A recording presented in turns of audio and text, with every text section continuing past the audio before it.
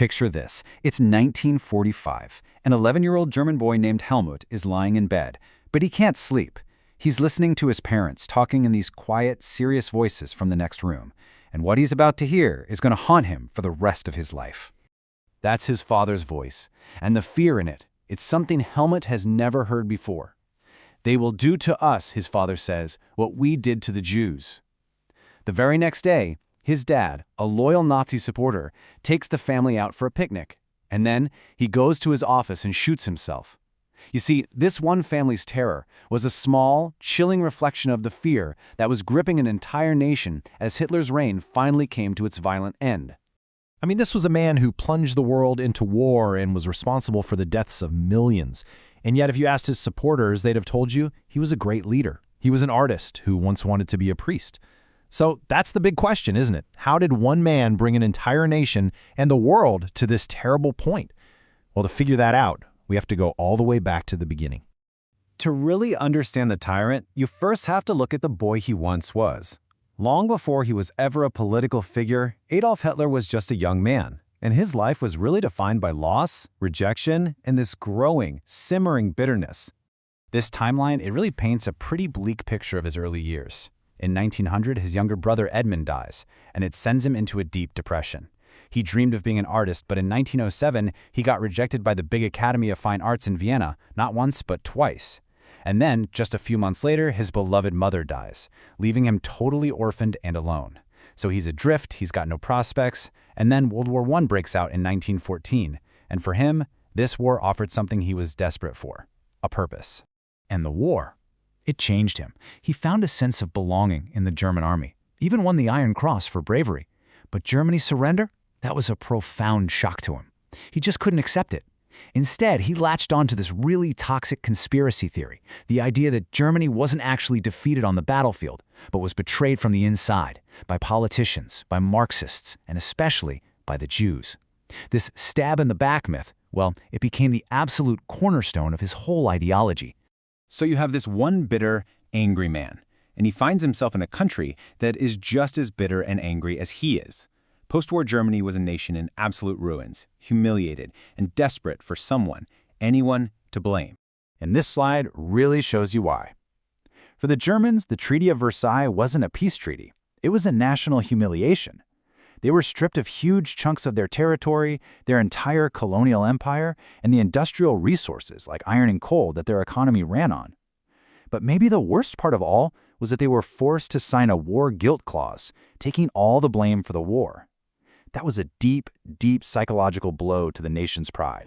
And on top of all that, there was this number, an impossible debt of £6.6 billion. The countries that won the war didn't just want to defeat Germany, they wanted to cripple it for generations. And this incredible economic burden would have absolutely devastating consequences. So, to try and pay its debts, what does the government do? It just starts printing more money.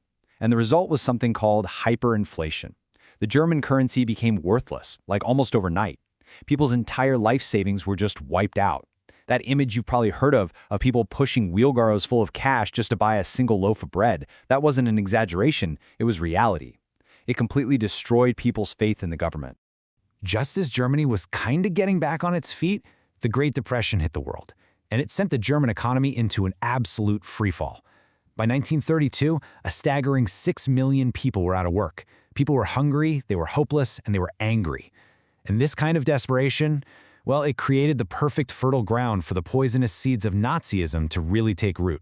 When a nation is in crisis, people start looking for a savior. And right into this vacuum of despair stepped Adolf Hitler and his Nazi party, armed with really simple answers, powerful propaganda, and a clear target for everyone's rage. Just look at this chart. The political shift is stunning. In only 4 years, the Nazis went from being this tiny, radical fringe party with less than 3% of the vote to the single biggest party in all of Germany. How? They exploited the crisis. As the economy collapsed, their support just skyrocketed. Hitler was a master at manipulating public emotion. He'd hold these massive rallies, give these fiery speeches, and he promised to restore German pride, rebuild the economy, and tear up the Treaty of Versailles. He offered simple solutions to really complex problems, and maybe most importantly, he gave the German people scapegoats to blame for all their suffering. And for a humiliated nation, that was a powerful relief. But here's the thing. Gaining democratic power was just step one. Hitler had zero intention of playing by the rules. In January 1933, he's made chancellor. A month later, the German parliament building mysteriously burns down. Hitler immediately blames the communists and uses it as an excuse to pass an emergency decree suspending basic civil rights like freedom of speech. Then, in March, he pushes through the Enabling Act, which basically gave him the power to be a dictator. And just like that, German democracy was dead. So, with total power in his hands, Hitler and the Nazis began to systematically reshape German society from the ground up. They based it completely on their twisted ideology of racial purity and absolute, unquestioning loyalty. And you can see just how deep that control went right here. Society became incredibly rigid. The Nazis taught that men and women were fundamentally different. For boys, it was all about being aggressive, strong, and unflinchingly loyal soldiers for the state. For girls, their highest purpose was to be a good mother, to have racially pure Aryan children, and maintain the home. That was it. Hitler believed that to create his 1,000-year empire, he had to capture the minds of the next generation. So the entire education system became a massive brainwashing machine. Textbooks were rewritten. Jewish teachers were fired, and Jewish kids were separated from German kids. Children were taught to hate Jews and to worship Hitler like he was a god. And in one of the regime's most horrific acts, children with physical disabilities were deemed undesirable, taken from schools, and eventually murdered. So, after remaking German society in his own image, Hitler turned his focus to his ultimate goal: expansion and war. He believed Germany needed Lebensraum, or living space, and he was convinced the only way to get it was through brutal conquest. This ambition would set the entire world on fire. The timeline of the war shows his initial, shocking successes, followed by just catastrophic overreach. He invades Poland in 1939, kicking off World War II, and for a while, he seems unstoppable. But then, in 1941, he makes a fatal mistake. He invades the vast Soviet Union, opening up a brutal war on the Eastern Front. Then, his ally Japan attacked Pearl Harbor, and America joins the fight. Now he's caught in a two-front war against overwhelming forces. The end was inevitable.